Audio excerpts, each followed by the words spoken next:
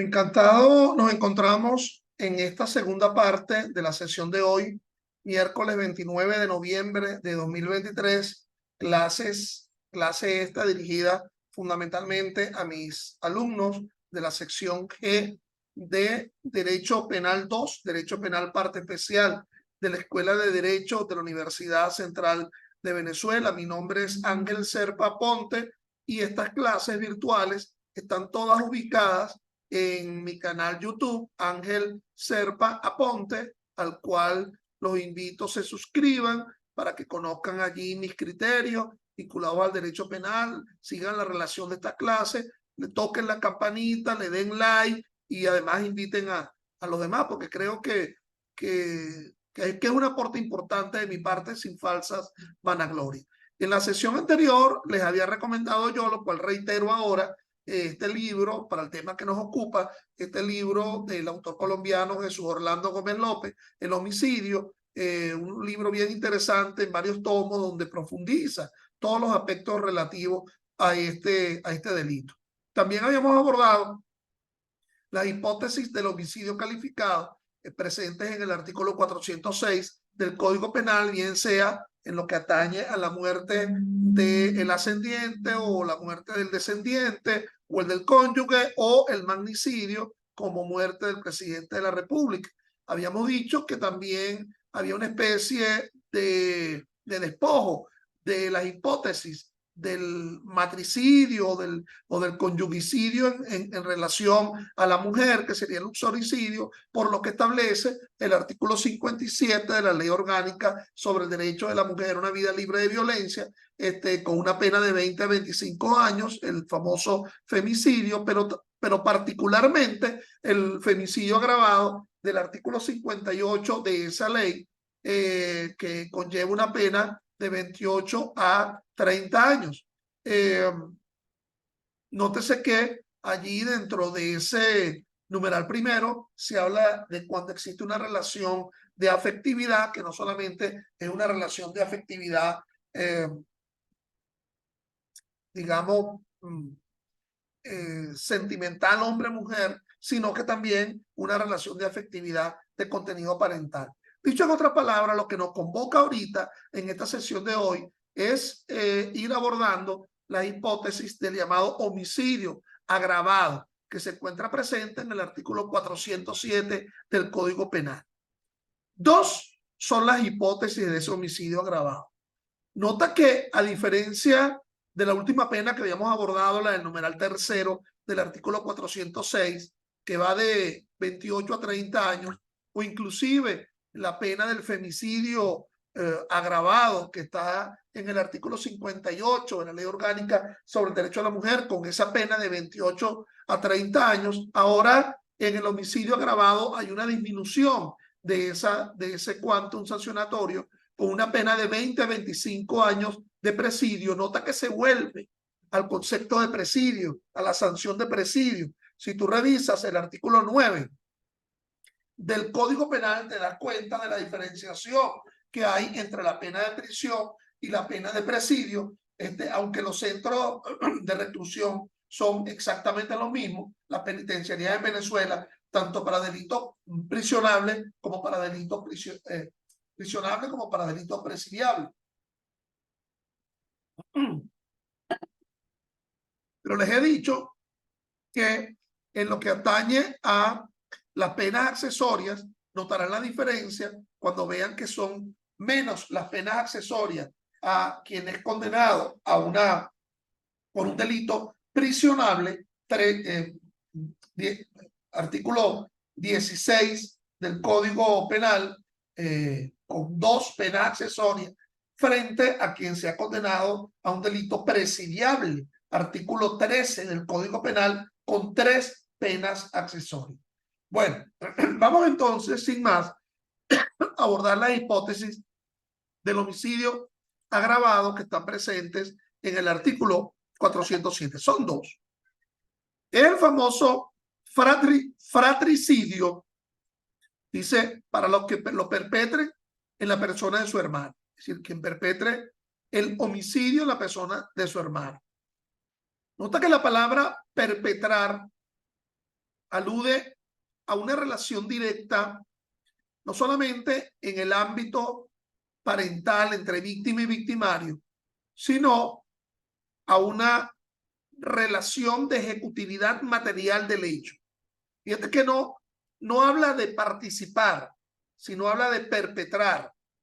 Dentro de las autorías, ustedes saben que existe el perpetrador y el llamado autor mediato, que pudiéramos estar dentro de el determinador o el instigador, pero también están otros partícipes como el cooperador inmediato y el cómplice, y los cómplices pueden ser no necesarios y necesarios. Aquí hablan de perpetrador. Fíjate que la pena es quien realmente está causándole la muerte al hermano. Eso de realmente está causando la muerte del hermano es porque existe un conocimiento de esa condición parental, que se ubica en el segundo grado de consanguinidad. El primer grado de consanguinidad es con respecto al padre o la madre, el segundo grado de consanguinidad es con respecto al hermano. Entonces, esa relación de consanguinidad en la cual se sabe, se conoce que quien se está matando es un hermano. Ese hermano que pudo haber sido producto de la unión de los mismos padres, o puede ser un hermano de un padre o de una madre. Se suele distinguir entre los llamados hermanos germanos frente a los que no lo son, pero también estaríamos en presencia de los hermanos adoptivos, siempre y cuando se tenga ese conocimiento. Es decir, el dolo debe ser muy específico, la culpabilidad ha de ser muy específica. El elemento del dolo del homicida agravado por fratricidio, matar al hermano, recordemos que si nos acogemos al Antiguo Testamento, es el primer delito que se verificó cuando Caín mata a Abel, hijos de Adán y Eva, una vez que la pareja inicial fueron expulsadas de Dios, del paraíso. No el paraíso urbanización de Caracas, del paraíso designio divino, locatio divina, ¿ok? Por desobedecer las órdenes de nuestro Señor. Bueno, Caín matando a Abel, ¿verdad? En fin, matar al hermano implica, dentro de los elementos del dolo, noción de que se está matando al hermano por una relación, por un móvil, por un motivo de carácter parental. Puede ser uno de carácter sucesoral o puede ser cualquier otro de venganza. Pero en todo caso, se está en el conocimiento de que se trata del hermano. También la noción de la incolumidad de la víctima. Es decir, la víctima se sabe quién la está matando, que está viva precisamente y que por eso se despliega todo un andamiaje de ejecución, todo un andamiaje de voluntad y el otro elemento de ese delito, de ese dolo, perdón, sería el elemento volitivo, aun cuando las nuevas tendencias estén desconociendo un tanto el elemento de representación y adoptando una teoría normativa del dolo, ya no tanto la teoría psicologista del dolo, es decir, la noción psíquica que se establece entre el autor y el hecho, sino una teoría normativista, en el sentido de que se sabe que la norma está protegiendo un bien jurídico determinado y que se está en noción de infringir una norma que establece una sanción por realizar con su conducta una adscripción perfecta con el tipo, la llamada noción normativista del dolo. En todo caso, esa culpabilidad ha de estar presente, demostrada a los fines de sancionar a alguien por el homicidio agravado. Lo mismo que te manifestaba con respecto al matricidio y lo que te manifestaba con respecto al filicidio, lo vamos a encontrar acá. Cuando un hermano mata a una hermana, desconectamos ese homicidio agravado y lo ubicamos en el femicidio. Pero nota que aquí sí hay un problema. Si aceptamos el femicidio agravado del 58 de la Ley Orgánica sobre el Derecho a la Mujer a una vida libre de violencia, aquí estamos hablando de una pena entre 28 y 30 años de edad. En cambio, matar a la hermana en conocimiento de ella conlleva una pena de 20 a 25 años de presidio. Es decir, aquí estamos hablando de una relación que nos obliga a tomar en cuenta si hay indubio pro reo, la norma que más favorezca al reo, conforme al artículo 24 de la Constitución de la República Bolivariana de Venezuela. A ver, veamos lo que nos dice el artículo 58, que conlleva una pena de 28 a 30 años. Estoy hablando del artículo 58 de la Ley Orgánica sobre el Derecho a la Mujer a una vida libre de violencia. Con respecto a la madre o con respecto a la esposa no habría tan problema, porque conllevaba la misma pena de 28 a 30 años conforme al numeral tercero del artículo 406. Pero aquí sí hay problema porque la pena es menor en el artículo 407, en lo que atañe al numeral primero. Cuando medie o haya mediado entre el agresor y la víctima una relación conyugal, no es el caso, porque mal podríamos casarnos con la hermana. No lo tolera el Código Civil. Unión estable de hecho o una relación de afectividad. Es aquí donde está el punto. Una relación de afectividad entre hermanos y hermanas. Bueno, obviamente hay una relación de afectividad. No es una relación de unión de hecho, de contenido sexual, pero sí hay una relación de afectividad que puede ser con o sin convivencia, porque no se convive con el hermano, pero se sigue manteniendo una relación de afectividad por la llamada, por la visita, Es allí donde está el punto en donde asumir que nos encontramos en un serio problema de antinomia. Es decir, un supuesto de hecho que está siendo regulado por sendas consecuencias jurídicas. Nota que en el caso contrario, el hermano siendo muerto por la hermana, no habría ninguna duda. No habría ninguna duda en tal sentido para los que los perpetran en la persona de su hermano, con una pena de 20 a 25 años. Pero en el caso de matar a la hermana, entonces el tema es si media una relación de afectividad. Bueno, lo hay, pero fíjate que la relación de afectividad no está en sentido contrario. Yo soy de los que cree que aquí nos encontramos con una seria problema de desigualdad sancionatoria que debe ser resuelto por el artículo 24 de la Constitución en el sentido de aplicar la pena que está presente en el artículo 407, numeral primero del Código Penal, en el caso de la muerte de la hermana por parte del hermano, toda vez que en sentido contrario no es exactamente similar. Y por lo tanto,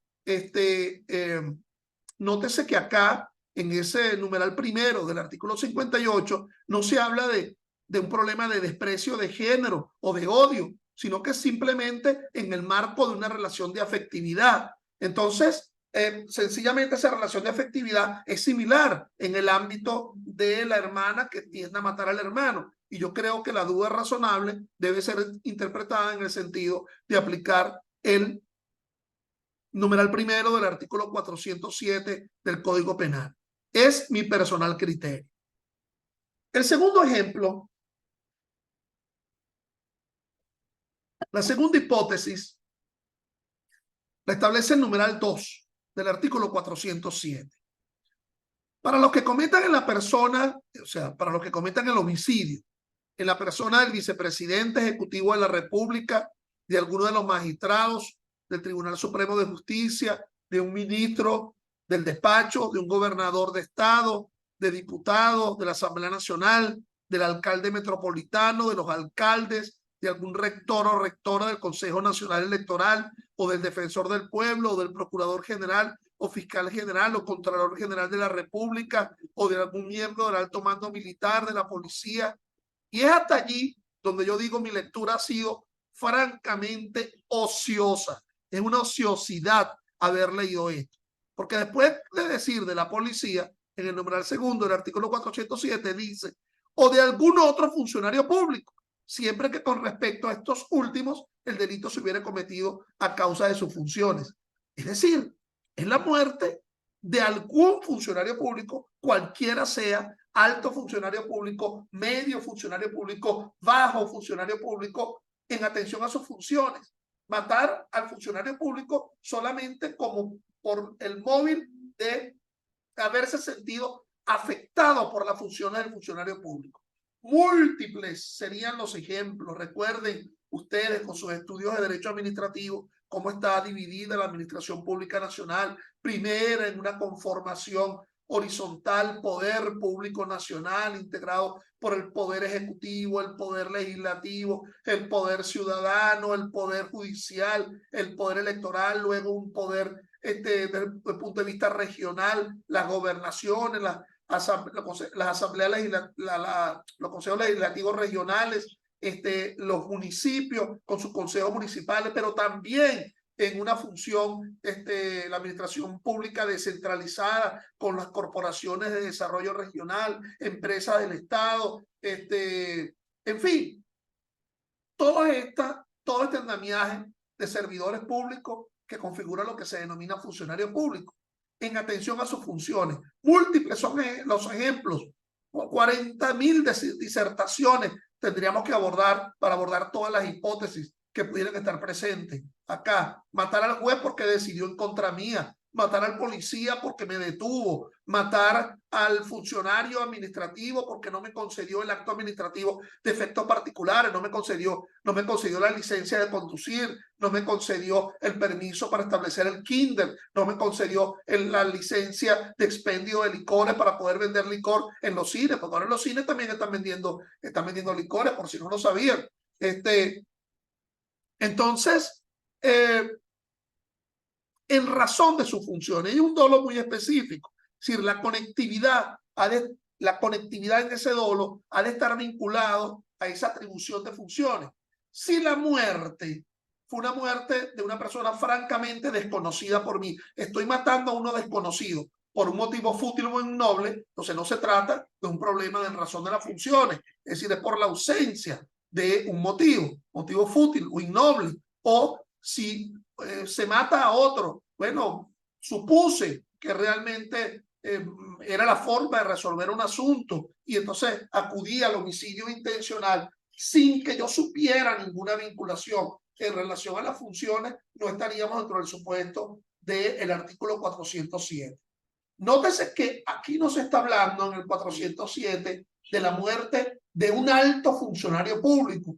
Los altos funcionarios públicos que están descritos en el artículo 266, numeral segundo, numeral tercero de la Constitución y también en los artículos 366 y siguientes del Código Orgánico Procesal Penal. Ni tampoco se está hablando que un alto funcionario público es quien esté matando a quien no lo sea o que lo sea. Entonces, la hipótesis es muy clara, el sujeto activo puede ser cualquiera, el sujeto pasivo es calificado. El sujeto pasivo sería un funcionario público en razón de sus funciones, como hipótesis del homicidio agravado.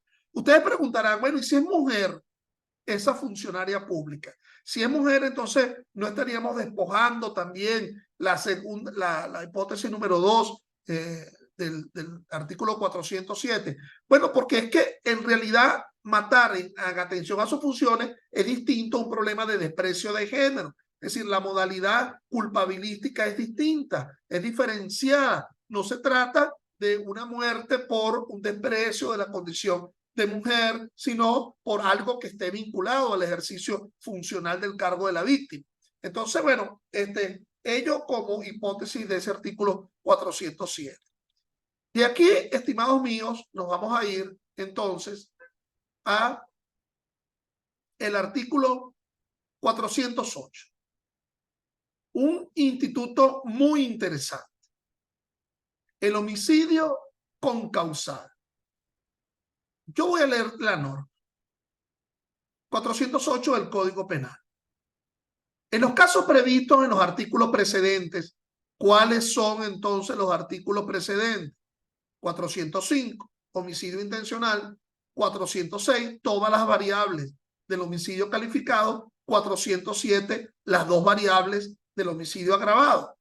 Entonces, en los casos previstos en los artículos precedentes, coma, cuando la muerte no se hubiere efectuado sin el concurso de circunstancias preexistentes, desconocidas del culpado, nótese la palabra culpado acá, o de causas imprevistas que no han dependido de su hecho, la pena será de presidio así, de 7 a 10 años en el caso del artículo 405, homicidio intencional, de 10 a 15 años en el del artículo 406, que es el homicidio calificado, y de 8 a 12 años en el caso del artículo 407, que es el homicidio agravado. Con causa. Homicidio con causal. Nota que esta denominación proviene de la doctrina. El Código Penal no le coloca ese nombre al artículo 408 del Código Penal. Proviene de la doctrina. Homicidio con causal. Claro que el 408 te habla de causa y te habla de más de una causa, y es por lo tanto que se utiliza la expresión con causa. ¿Ok?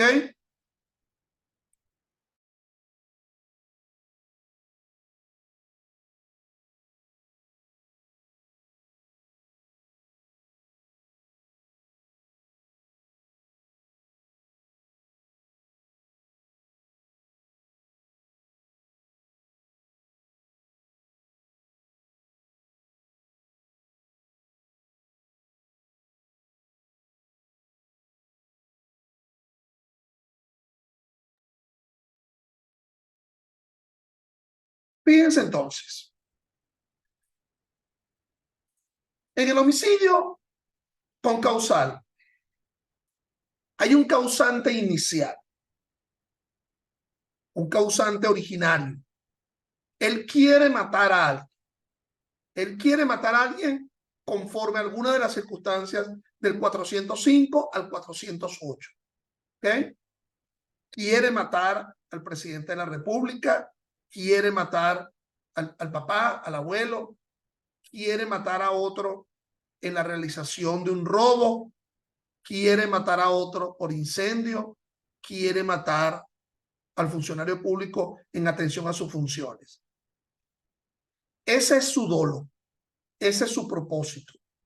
En el dolo del concausante inicial está que su medio, su acción o omisión es letal, tiene una capacidad aflictiva, tiene una capacidad concomitante para causar la muerte. Además sabe que la víctima está viva y que la víctima espera por esa actuación voluntaria para causar esa muerte. Pero él desconoce que su medio es inidóneo para causar esa muerte. ¿Ok? Él lo desconoce. Ustedes recuerdan en el atletismo esas competencias de 1000 metros, de 500 metros con testigos, donde va el corredor inicial y entonces se queda unos metros y le entrega el testigo al otro y el otro toma el testigo y sigue corriendo hacia la meta final. Eso es más o menos lo que ha de ser entendido como el homicidio concausal. El concausante, el sucedáneo, el subsiguiente, toma el testigo en donde lo dejó el otro y ese sí remata, concreta la muerte. Por eso es que se habla de concausas. Fíjense que una de las teorías iniciales para aplicar la responsabilidad penal es la teoría causalista, porque se le atribuye a una causa un determinado resultado. Y por allí provienen muchas hipótesis, la conditio sine qua non, la causa suficiente, en fin. Entonces, la teoría causalista atribuyéndole a alguien la atribuibilidad de una causa conduce impretermitiblemente a un resultado. Es decir, el injusto se hace perfecto. La imputación subjetiva se hace perfecta porque se le es atribuible al quien realiza, perpetra una causa conducente a ese resultado. Perpetrar significa obtener un resultado a partir de una causa querida. Entonces, no es un solo causante, hay concausantes. Esa concausa, esa causa subsiguiente, es desconocida por parte del causante inicial. Pero puede ser que esa causa subsiguiente vamos a despersonalizarla. No vamos a incorporar a nadie. Nadie está rematando, sino que esa otra concausa puede ser una causa de la naturaleza, puede ser una condición esencial de la víctima, puede ser una condición de la naturaleza externa a la propia víctima, o puede ser el hecho de la propia víctima, lo que se denomina la culpa de la víctima, lo que ha conducido a que ella misma muera, pero sumándole lo inicial, la causa inicial. Ojo, ese causante inicial sí quiere matar, pero desconoce la ineficiencia de su medio. Es distinto en el caso del homicidio imperfecto, en grado de tentativa o en grado de frustración, porque al final del camino, en el homicidio imperfecto, no se conduce a la muerte, el resultado no es la muerte. Aquí, en la hipótesis del homicidio con causal del artículo 408, siempre habrá muerte, no habrá una tentativa o una frustración. Entonces, causas preexistentes en la propia víctima o existían con anterioridad a la naturaleza, o causas sobrevenidas. Las sobrevenidas que son desconocidas por el causante inicial. Vamos a asumir en primer lugar actuación de alguien. Ese alguien, ese concausante, puede actuar de forma dolosa. Yo, causante inicial, le di de golpes a uno y lo creí muerto y lo lancé del carro hacia la cuneta y lo creí ya definitivamente muerto de la cantidad de golpes que le di. Pero esa persona en horas o en días puede restablecerse, puede parar y seguir su camino con los golpes, aún con los politraumatismos generalizados que haya tenido de forma interna. Pero es ahí que en mal momento lo vio otro, qué sé yo, lo vio con un teléfono celular en el bolsillo y le dice, yo a este lo remato. Y entonces lo remata para quitarle el celular. Por cierto, nos haríamos la siguiente pregunta. ¿El concausante sabía que estaba muerto o no sabía que estaba muerto? Si sabía que estaba vivo, bueno, evidentemente la pena de ese concausante va a ser absolutamente completa, porque además se le podría sumar a nivel de concurso real la omisión de socorro, la omisión de ayuda. Lo estaba viendo vivo y entonces lo remata para quitarle el teléfono celular. Por cierto, él no fue el que lo dejó en la cuneta. En mal momento otro lo hizo, pero el ánimo, el dolo de causarle la muerte fue por la ubicación de la persona allí, independientemente de cómo llegó. Si él suponía que estaba muerto, ¿ok? Bueno, ya es un problema de pruebas, evidentemente. Si lo veía, si no lo veía, es decir, lo que le estaba quitando era un bien a una persona que se encontraba aparentemente muerta, si lo veía con sangre, si lo veía que aparentemente no respiraba, que se encontraba inclusive pisado por otro carro en alguna extremidad, pero a lo mejor podría haber estado todavía ahí vivo. Entonces, bueno, ante una persona evidenciada en esta forma, bueno, ciertamente lo que estaríamos en presencia es de otro tipo de delito, ¿ok? Estaríamos hablando de un hurto funerario. ¿Por qué? Bueno, pues se le está quitando el bien a un muerto. Bueno, pero es que nadie lo estaba velando en ese momento. Pero sí, pero es que le pertenecía el bien en una circunstancia de muerte. Entonces, otra hipótesis podría haberse dado. Lo atropelló en la cuneta, lo atropelló. Bueno, si lo atropelló, nos haríamos la siguiente pregunta.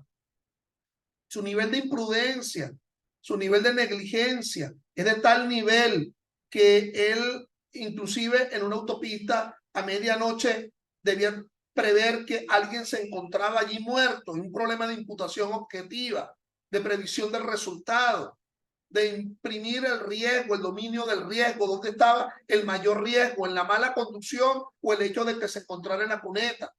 habría que verificar el caso en concreto.